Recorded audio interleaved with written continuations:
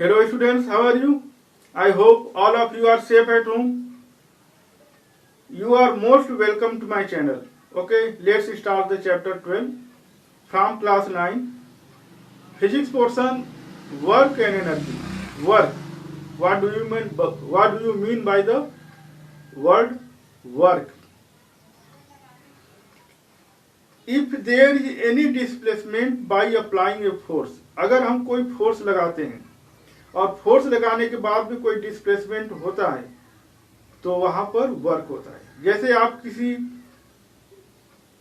पत्थर के टुकड़े को डिस्प्लेस करके एक जगह से दूसरे जगह फोर्स लगा करके एक जगह से दूसरे जगह डिस्प्लेस कर देते हैं तो वहां पर वर्क होता है। मान लो यहां पर एक लकड़ी का ब्लॉक ये है, यहां पर रखा हुआ है। अब इस पर फोर्स लगा रहे हैं, फोर्स F लगाते हैं तो ये डिस्प्लेस होकर के मतलब कि ये अपना प्लेस चेंज करके ये यहां से यहां पर आ जाता है, या पोजीशन ए से पोजीशन बी पर आ जाता है। तो यहां से यहां तक डिस्प्लेसमेंट हुआ, एस डिस्प्लेसमेंट हुआ। मतलब है कि यस डिस्टेंस चला। ये डिस्टेंस कैसे हुआ? इस पर फोर्स लगाने के बाद, फोर्स लगाने के बाद में ये लकड़ी का ब्लॉक यहां से पोजीशन चेंज करके यहां पर आया, मतलब ये चला। तो ये चला क्यों? फोर्स लगाने के बाद फोर्स लगाया जाएगा तभी ये चला, अदरवाइज ये यहीं पर रुका रहेगा। There will be no motion because there is no force. अगर फोर्स लगाते हैं तो वह अपना पोजीशन चेंज करता है। तो यहां पर वर्क हुआ। तो वर्क का डेफिनेशन क्या होगा? Work is the product of force and the displacement. It can be defined as F equal to W means work equal to force into displacement. Yes, F dot S. For F is force and S is displacement. तो अब ये force और displacement दोनों के product को work कहते हैं और इसका यूनिट होता है, इसको नाप मेजर करते हैं वर्क को जूल में, इसको जूल में मेजर करते हैं। तो वर्क होने के लिए जरूरी है कि फोर्स लगाने के बाद में डिस्प्लेसमेंट हो। अगर डिस्प्लेसमेंट नहीं हो रहा है तो वर्क नहीं होगा। मान लो आप अपने घर पर एक लेबर लगाया और लेबर को कहा कि अपने घर की दीवार को धक्का दे करके गिराने को, तो वो गिरा नहीं पाएगा। सुबह से लेकर के शाम तक पसीना पसीना हो जाएगा लेकिन वो दीवार नहीं गिरा पाएगा। मतलब कि वो दीवार डिस्प्लेस नहीं हुआ, दीवार जो है अपना प्लेस चेंज नहीं किया, मतलब कि इसमें कोई डिस्प्लेसमेंट नहीं हुआ, तो वर्क नहीं हुआ। According to physics, there will be no work. Work के लिए डिस्प्लेसमेंट होना जरूरी है। हालांकि वो लेबर ने सुबह से लेकर के शाम तक काम किया लेकिन डिस्प्लेसमेंट नहीं हुआ तो वो वर्क नहीं कर रहा है। मान लो कोई आदमी है अपने सर पर 50 किलोग्राम का बोझ लेकर के रखा हुआ है अपने सर पर और 50 किलोग्राम का बोझ रख करके एक ही जगह खड़ा है। 1 घंटा 2 घंटा हो गया एक ही जगह पर खड़ा है और 50 किलोग्राम का बोझ लेकर के, तो कोई वर्क नहीं हुआ क्योंकि वो अपना पोजीशन चेंज नहीं कर रहा है, इसलिए वर्क नहीं होगा। वर्क होने के लिए डिस्प्लेसमेंट होना जरूरी है। तो ये है वर्क। वर्क को किस में मेजर करते हैं? जूल में। वर्क का क्या डिफिनीशन है? The product of force and displacement is called work. Product of work and force, आप ऐसे देख सकते हो फार्मूला में, फार्मूला लिखा है F डॉट S, मल्टीप्लाई है और F और S का, F क्या है? फोर्स है, S क्या है? डिस्टेंस है। तो डिस्टेंस है, डिस्टेंस मतलब डिस्प्लेसमेंट, इसमें डायरेक्शन होता है, जिधर फोर्स लगाते हैं उधर ही डिस्प्लेसमेंट होना चाहिए। अगर आप किसी को धक्का दे रहे हो तो वो धक्का देने की दिशा में वो गिरेगा। अगर आप कोई चीज खींच रहे हो अपनी तरफ तो वो आपकी ही तरफ डिस्प्लेसमेंट, वो आप ही की तरफ खिंचाएगा। अगर मान लो यहाँ पर ये कोई बॉल है, आप इसको फोर्स लगा करके किक कर रहे हो तो ये इधर ही जाएगा, ये कभी भी इधर नहीं आएगा। आप फोर्स लगाए इधर तो इधर जाएगा। जिस दिशा में फोर्स लगाते हैं उसी दिशा में डिस्प्लेसमेंट होता है। तो दोनों में डायरेक्शन है। तो फोर्स इनटू डिस्प्लेसमेंट होता है। अब वर्क क्या होता है?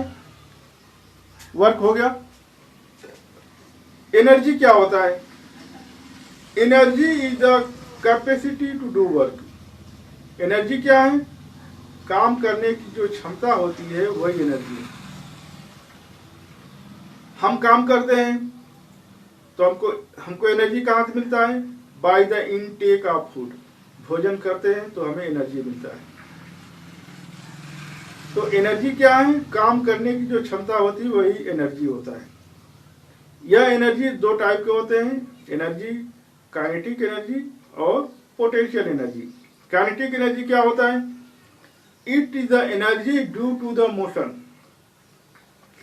मतलब यह है कि ऐसा एनर्जी जो मोशन के कारण हो।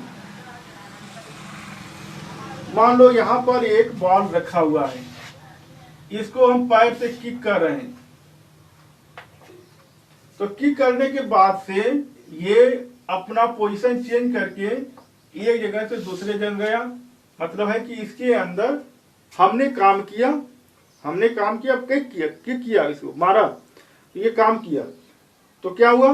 ये अपना पोजीशन चेंज किया, तो यहां से यहां आ गया। तो ये जो वर्क है एनर्जी की वजह से, क्योंकि जो काम करने की क्षमता होती है वही एनर्जी होता है। तो ये वर्क किया, यहां से यहां तक आया, मतलब बॉल यहां से यहां तक आया, मतलब वर्क किया। तो ये वर्क क्या है? मोशन में, क्योंकि ये मोशन हो रहा है, इस पर वर्क करने के बाद ये मोशन में होता है। मतलब ये due to the motion, energy इसके अंदर है, तभी तो ये यहां से यहां गया। तो ये एनर्जी है, इसकी एनर्जी, इस टाइप की एनर्जी कहते हैं kinetic energy, because due to the motion. दूसरा होता है पोटेंशियल एनर्जी। पोटेंशियल एनर्जी क्या होता है? पोटेंशियल एनर्जी को ग्रेविटेशनल एनर्जी भी कहते हैं। जैसे ये डस्टर है,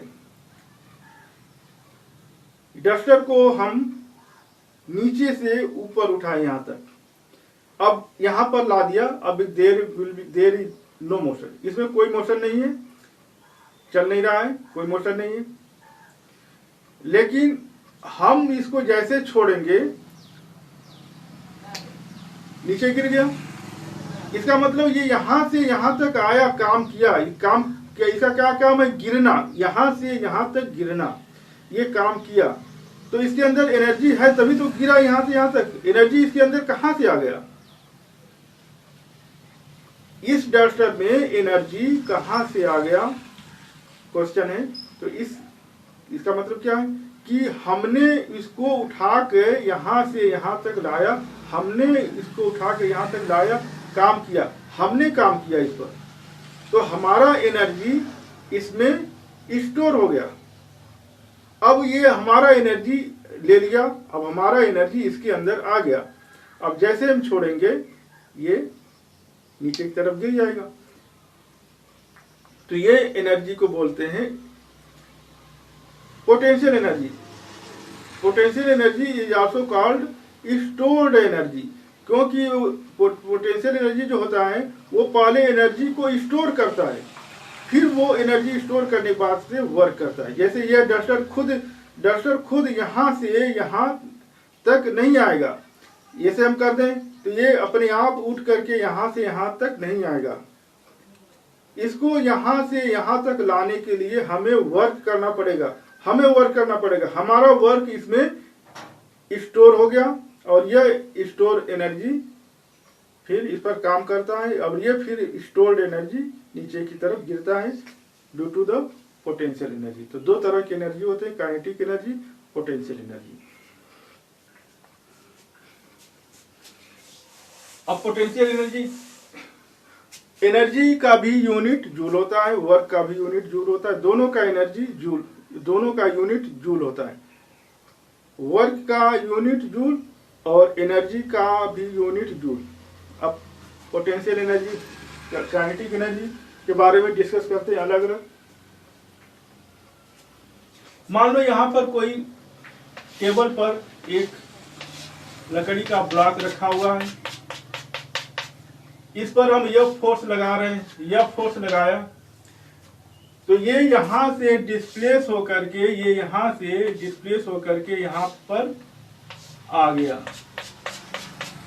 मतलब ए पोजीशन से बी पोजीशन पर आ गया और यहां से यहां तक डिस्टेंस यस चला। पहले यहां पर था तो यहीं पर रहेगा due to the law of inertia. जब हम इस पर फोर्स लगाएंगे तो ये यहां से हटके यहां पर आ गया। तो फोर्स लगाने के बाद में ये हुआ, तो फोर्स लगाने का मतलब क्या है, वर्क हुआ। तो वर्क इक्वल टू होता है W equal to F dot S, F dot S होता है। अब ये इसमें स्पीड आ जाता है, क्योंकि अब जितना अधिक फोर्स लगाएंगे उतनी तेजी से ये डिस्प्लेस होगा। धीरे से फोर्स लगाएंगे तो कम डिस्प्लेस होगा, ज्यादा फोर्स लगाएंगे तो ज्यादा तेजी से डिस्प्लेस होगा। तो इसमें भी स्पीड होता है। तो according to second law v square equal to u square plus 2as, यह फार्मूला होता है। इसको सिंप्लीफाई करेंगे, v स्क्वायर, u स्क्वायर इधर आ गया minus v square equal to 2as, s की वैल्यू आ जाएगा v square minus u square upon 2a। ठीक है, यहां तक आ गया। तो अब आप पढ़े होंगे न्यूटन्स लॉ में, न्यूटन्स फर्स्ट लॉ में, न्यूटन्स सेकंड लॉ में F equal to M A, F equal to M A. Newton second law, force equal to mass into acceleration. तो यहां पर लिखेंगे F के जगह पर एम ए और डॉट, इसके जगह पर यस के जगह पर यहां से लिखेंगे यस की वैल्यू ये v square minus u square upon 2a। अब यह a से यह a कैंसिल हो गया, m अपॉन 2 और v square minus u square ये बच गया। क्योंकि ये पहले फोर्स लगाने से पहले ये रेस्ट में था, मतलब ये कि ये u 0 था। पहले जब फोर्स लगाया गया, फोर्स लगाने से पहले ये रेस्ट में था, u 0 था। तो यहाँ पर हम क्या करेंगे, u इक्वल टू ये 1/m/2 कब लिख सकते हैं, half 1/2 m v square minus u का मतलब 0 हो गया, ये आया हाफ m v स्क्वायर। तो ये w इक्वल टू है, w इक्वल टू ये वर्क, ये हमने वर्क किया तो यहाँ से ये यहाँ आया, तो यही वर्क को एनर्जी कहते हैं। और यह एनर्जी क्या है, क्यों है, motion, due to the motion, इसलिए एनर्जी को बोलते हैं काइनेटिक एनर्जी। काइनेटिक एनर्जी मतलब जो मोशन में एनर्जी हो, तो ये मोशन में एनर्जी है, इसलिए इसको बोलेंगे काइनेटिक एनर्जी। इस वर्क को, इस W को बोलेंगे काइनेटिक एनर्जी। काइनेटिक एनर्जी क्यों, क्योंकि यहाँ पर वर्क हो रहा है और ये वर्क एनर्जी में कन्वर्ट हो रहा है। कैसा एनर्जी, तो काइनेटिक एनर्जी। क्यों काइनेटिक एनर्जी, क्योंकि ये मोशन में है, इसलिए इस वर्क का काइनेटिक एनर्जी में कन्वर्जन हो गया। तो हाफ m v स्क्वायर, ये है काइनेटिक एनर्जी। अब पोटेंशियल एनर्जी क्या होता है, तो पोटेंशियल एनर्जी का मतलब ये होता है कि जब हम किसी ऑब्जेक्ट को नीचे से ऊपर ले जाते हैं तो क्या होता है, ग्रेविटेशनल फोर्स के अगेंस्ट में हम ले जाते हैं। ग्रेविटेशनल फोर्स क्या है, यहाँ से यहाँ तक आने में, उठाने में हम ग्रेविटी के अगेंस्ट में ले जाते हैं, क्योंकि इस अर्थ इसको अपनी तरफ खींच रहा है और हम इसको अगेंस्ट में ऊपर ले जा रहे हैं। तो मान लो यहाँ से यहाँ किसी हाइट तक ले जाने में ये अर्थ का सरफेस है और हम यहाँ से यहाँ तक ला रहे हैं, यश ऊंचाई तक ला रहे हैं, यश हाइट तक ला रहे हैं। यहाँ तक कोई ऑब्जेक्ट है, उसका मास यम है, उसका मास यम है। हम उसको अर्थ के सरफेस से h हाइट तक ला रहे हैं। तो हम कैसे ले जा रहे हैं? अर्थ के ग्रेविटेशनल फोर्स के अगेंस्ट में। तो ग्रेविटेशनल फोर्स क्या होता है? ग्रेविटेशनल फोर्स क्या होता है? ग्रेविटेशनल फोर्स का मतलब होता है अर्थ जितनी फोर्स से अपनी तरफ खींचती है वही ग्रेविटेशनल फोर्स होता है, वही mg होता है, वही F की वैल्यू mg हो जाता है। तो हम इस ऑब्जेक्ट को यहां से यहां तक ले जाते हैं तो हम काम करते हैं। तो हमारा काम जो है क्या हुआ? W इक्वल टू क्या हो गया? Force into displacement. Force into displacement. Force क्या है? क्या फोर्स है? क्योंकि फोर्स इस ऑब्जेक्ट को फोर्स अपनी तरफ खींच रही, अर्थ अपनी तरफ खींच रही, इसलिए वो फोर्स है mg। और हम h हाइट तक ले जा रहे हैं इसलिए h की जगह पर लिखेंगे h। तो ये हो जाता है mgh। तो यह वर्क कैसे हो गया पोटेंशियल? क्योंकि हमने जो वर्क किया यहां से यहां तक किया, ले गया, यहां से यहां तक ले गया, तो हमारा वर्क इसमें इस ऑब्जेक्ट में स्टोर हो गया। जो हमने काम किया इस ऑब्जेक्ट में स्टोर हो गया। तो यह स्टोरिंग एनर्जी को पोटेंशियल एनर्जी कहते हैं, इसलिए इसको बोलते हैं पी। और यही होता है पोटेंशियल एनर्जी mgh। ठीक है।